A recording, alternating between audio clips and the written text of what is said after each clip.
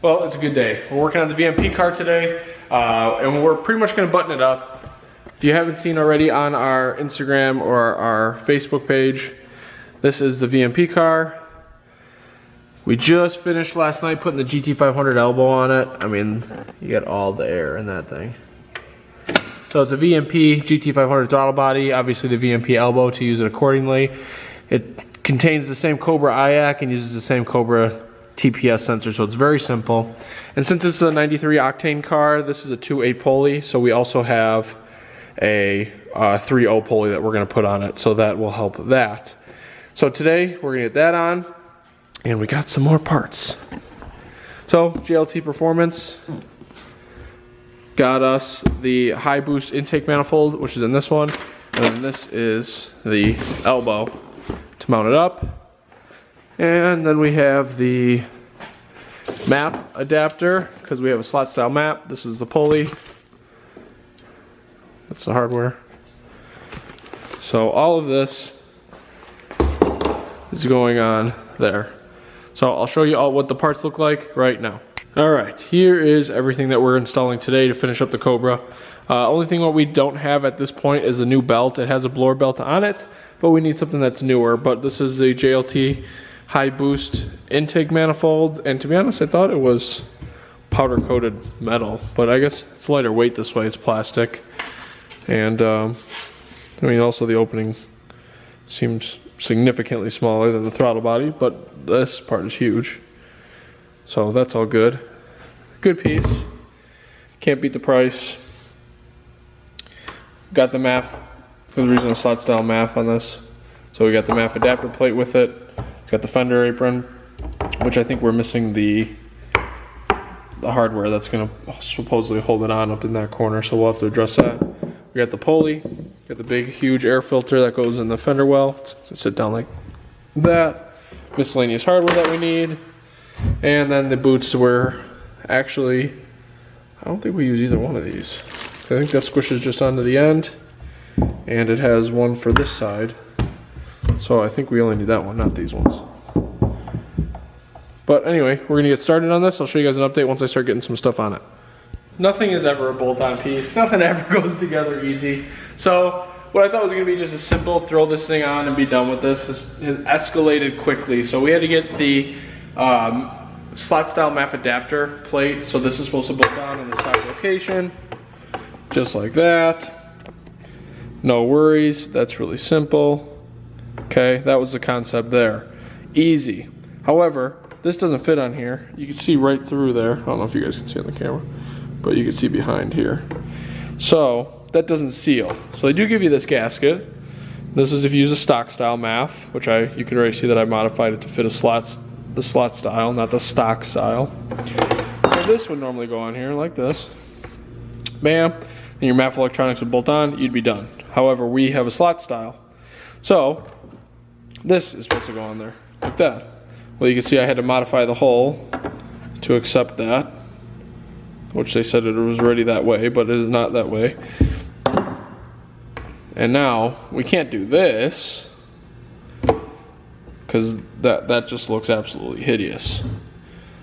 So that's not going to happen. So what I am going to do, since I've already modified this to fit, so now this works, and that will work just like that, no problem.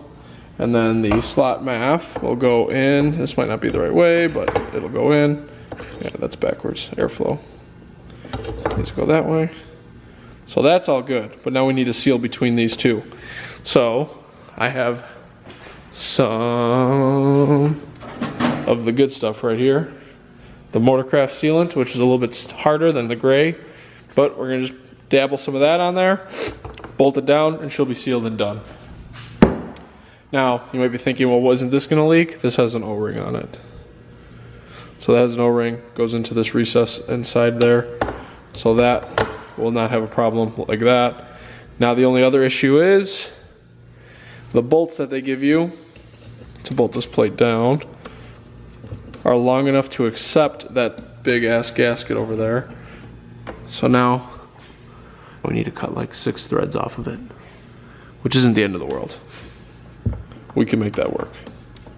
just giving you guys an update where we stand over here. All we got so far, we got this on there, got that nice and center. But this is on, it's tight, that's ready to go. This is good. Intake air temp sensor goes here. We're gonna finish mocking this up and then back to the car it goes. So the last thing that we're doing, we got the JLT high boost intake on. We got the one little bolt that holds the apron on properly. You gotta make sure that you order the silicone hose adapter there. For the GT500 setup. If you're gonna run, yeah, if you're gonna run the GT500 setup. Otherwise it does come with two different options depending on if you're gonna run a VMP blower with the AccuFab, for example, stock, or if you're gonna run a Whipple blower with this. But it looks pretty good installed. It looks better installed than it does out of the box. I thought it looked kind of cheap out of the box, to be honest, but now that it's in, it looks nice. And it matches the finishes of everything else. But otherwise, everything is all hooked up. As you can tell, we have the blower pulley off. We are stepping it up, like I mentioned, to a 3.0 upper.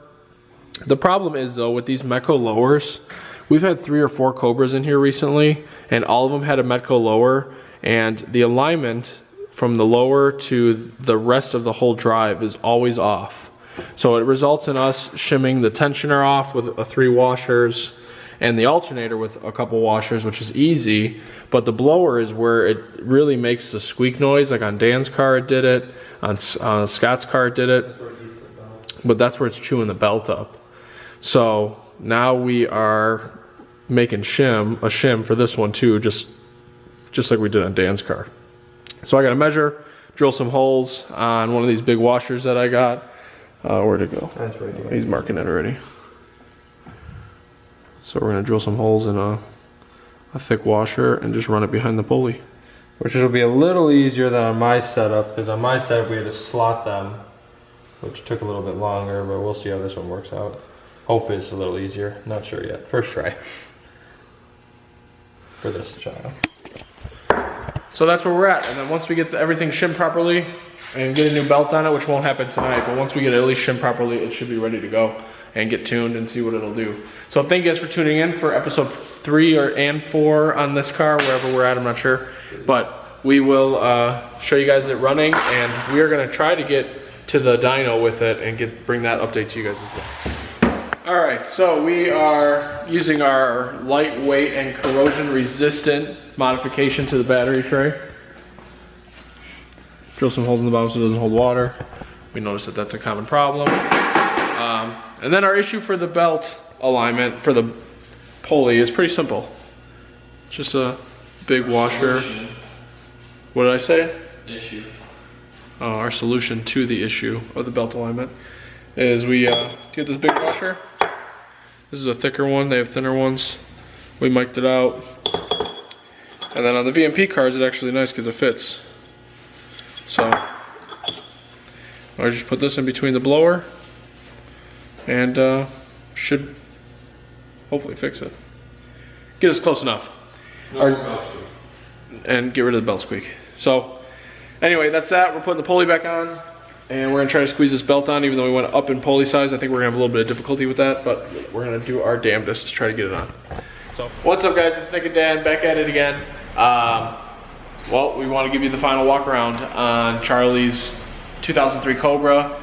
Give you guys a quick wrap up session on this. I want to close out this video by driving it back to the shop. The next video that we do on this car is going to be it just strapped to the dyno. It's going to be a really quick, simple video showing what it makes, what do we like about it, what we didn't like about it. But right now I just want to give you guys a quick wrap up on what we did to it, where did it come from, and give you guys kind of a little tour of it. So Dan actually knows a lot about the history on this car. If you've seen it before, it used to, when Charlie bought it, was a F1 Pro Charge car with a Sullivan intake manifold. I'll post a picture of it right here. You can see the engine bay, it's super cool. And he was not happy with it. It broke the crank snout, broke the keyway. Now it's got a double keyway crank with a ATI balancer. We put a Metco lower kit on it now, and he wanted the positive displacement back, so we reinstalled the VMP 2.3 that he picked up used. We had to change the front timing cover. We had to redo everything that had to do with in front of this engine, and the intake setup. I mean, the intake gaskets were mismatched from the previous shop. We put the division fuel rails back on, which required spacing. See our other video for the little bit more detail on that stuff.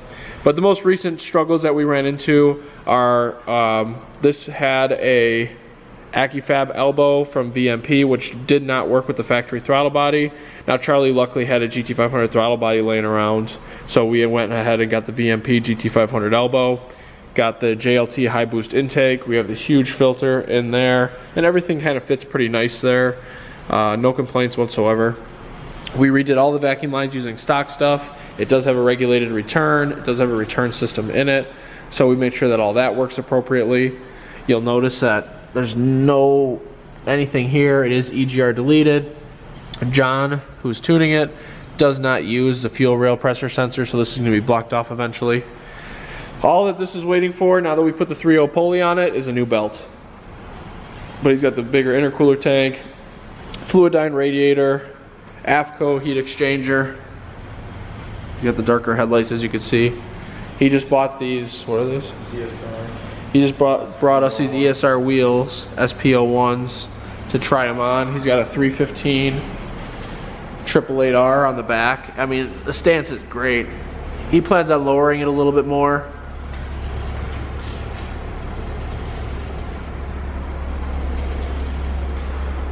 But it's just sick. And then the interior is all custom as well. So we'll show you guys that.